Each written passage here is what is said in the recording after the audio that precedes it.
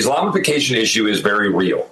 There are, just to give you some anecdotes, there are women that I talk to in the Dallas-Fort Worth Metroplex who tell me that there are now increasingly no-go zones in places you wouldn't think. We're talking areas in and around Richardson and Plano and north of Dallas. We're talking about the Arlington area out there in the, between Fort Worth and Dallas where the Cowboys and the Rangers play, right?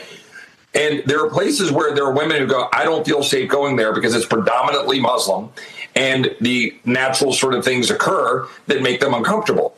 And so now you've got Epic City, which has garnered national attention, this, multi-100 acre compound, now rebranding as, quote, the Meadows. You've got an Islamic center in Houston, which is a massive facility being built. But people don't talk about the other things. Right now, north of Austin, I'm pointing because I'm just south of Austin now.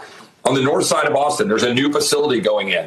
At the University of Texas, there is a significant building getting built to be an Islamic center on campus and West Campus at the University of Texas.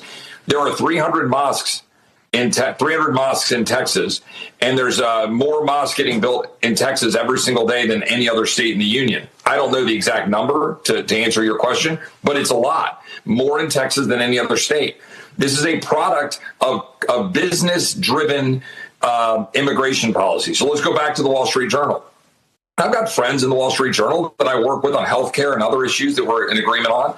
But on the issue of immigration, they have been wrong over and over and over again, alongside the Chamber of Commerce, promoting H-1B visas, promoting wide open borders, promoting we need to import talent, instead of standing for what we need to do to make and put America first.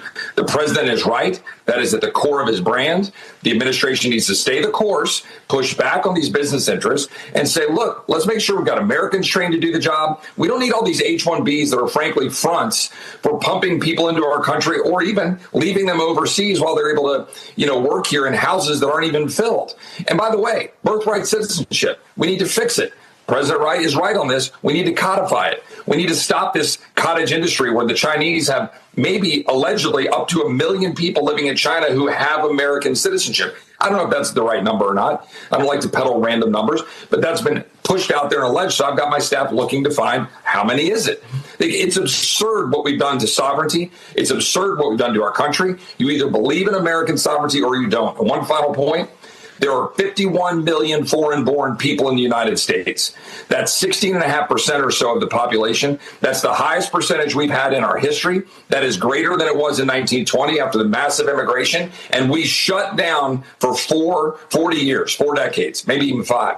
That's why I introduced legislation to pause immigration. We need to have a real conversation about this. But my biggest message is to the administration, stay the course. Keep doing it. Stand up for America and put America first. Man, amen.